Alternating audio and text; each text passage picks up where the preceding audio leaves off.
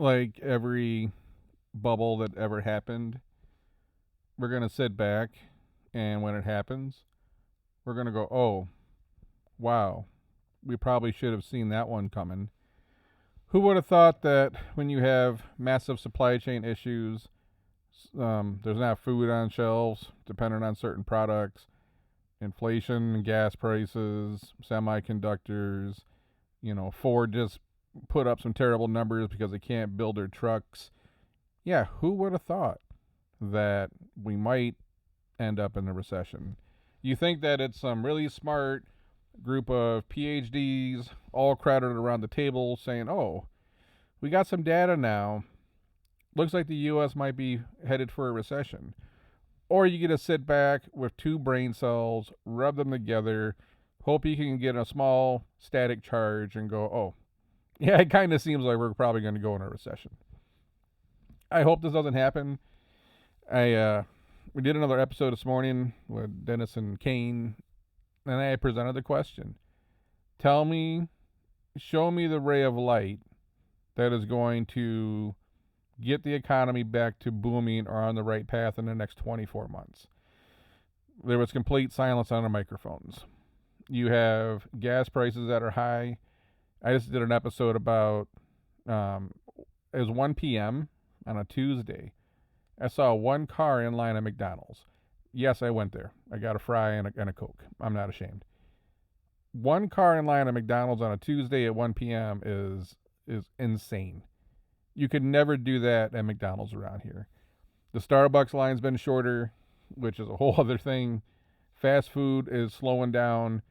Consumers don't have the money to spend on retail and fast food and luxury items because gas is sucking all the money out of their pocket. Yeah, that's gonna put a hurt on the economy. How long until we see that hit earnings? We'll see. But I've had a truck on order. It's a theme of my show on this channel. For 8 months, Ford can't get the truck built. Now I got rumor that they might stop building those trucks this year. Period. If we can't build products, we can't sell products. We can't sell products, we can't make money. Can't make money, you lay people off. Which, there is a worker shortage. You lay some people off, they might get digested somewhere else. We might avoid a complete Great Depression. That being said, interest rates are going up. Inflation's worse than they said. Remember when they said interest is going to be transitory? Yeah, transitory my ass. If transitory means extended over a 5-year period, then they were right. So interest rates go up and a lot, right? They're not going to just keep doing 25 basis points. Get ready for the 50 basis point chunks getting raised often. Credit card rates going up. All that debt and they bought all that stuff in the last 2 years on credit cards going up. Want to buy a new car, which new cars are so expensive, used cars are so expensive. Now you're going to be paying 6, 7, 8% on your car loans. Mortgages, what a way to cool off the housing market. Look at your buying power from 3% to 6%. You lose probably like 50% of your buying power when rates get to 6% versus 3%. Now all of a sudden, Americans can't afford these expensive homes. So why do we need Deutsche Bank to come out and say, hey, forecast a U.S. recession? Every single thing that we have working for us right now is working against us, trying to push us into a recession. I don't. And then we're going to look back and say, wow, remember when all the cars were sold out and you couldn't get certain items at the grocery store and you couldn't get, some electronics, you couldn't get generators, you couldn't buy bikes, you couldn't buy RVs, you couldn't buy jet skis, you can't buy Polaris side-by-side. In fact, you couldn't buy about anything. At what point do you look back and say everything's in a bubble? The cryptos were in a bubble. People had so much money, they're gambling them on meme stocks, right? How much did it take for us to go, oh, we're in a bubble? Because at some point, if the bubble goes on long enough, you think it's never going to end.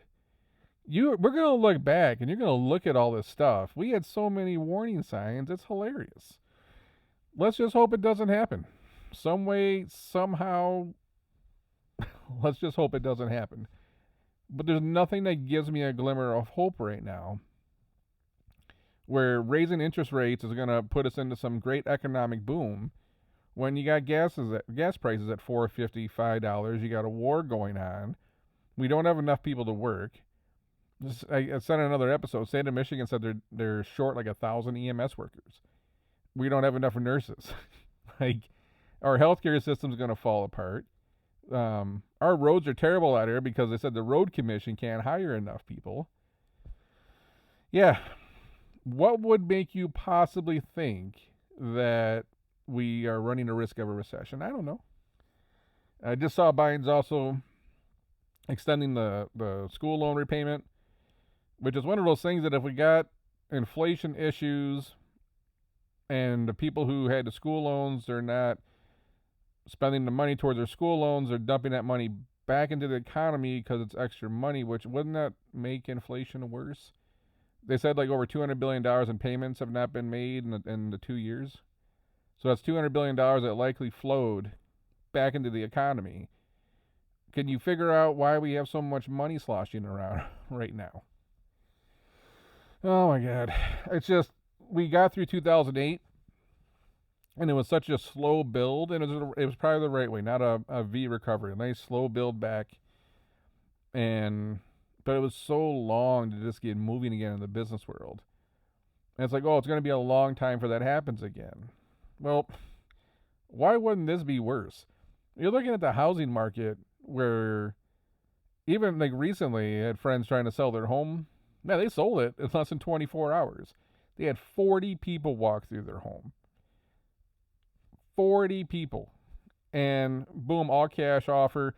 Buyer's going to eat all the fees. No inspection. Just like snap of a finger. Way overpaid on the house. When the market does crash, there's no way they're going to get the money back out of that house. The only thing is like inflation stays up. Is this a new normal? Housing prices are going to stay up. If you owned cars, boats, and like things that went up in value, that's the new value. Is that the only way that this doesn't crash? But if we crash and then all those values drop, can you imagine buying these homes at like $400,000 when they were selling for $250 2 years ago? Like, how much wealth is going to get sucked out of people's pockets when this happens? So I don't know. Winnebago said they got like a $4.4 billion backlog of RV orders. Maybe that'll save us. Maybe there's so much pent-up demand for cars and durable goods that even if we crash, because we weren't able to service the demand in the last 2 years, that those orders will keep people working and keep them thriving. I got to present the question, if Ford keeps putting up numbers like this because they can't build vehicles, especially heavy-duty trucks, for example, and they start losing money, then when do the layoffs hit? And then those layoffs have a trickle-down effect, and then they can't pay their bills. So then there's more of a credit crunch. People aren't paying their home loans or car loans. How long can you stay in business if you can't manufacture the thing you need to sell? And I think this is just a tipping point. We heard the semiconductor crunch last year. You're starting to see it show up on the balance sheets now. There's always a delayed reaction. We think we see something bad now, and the whole world's going to collapse now.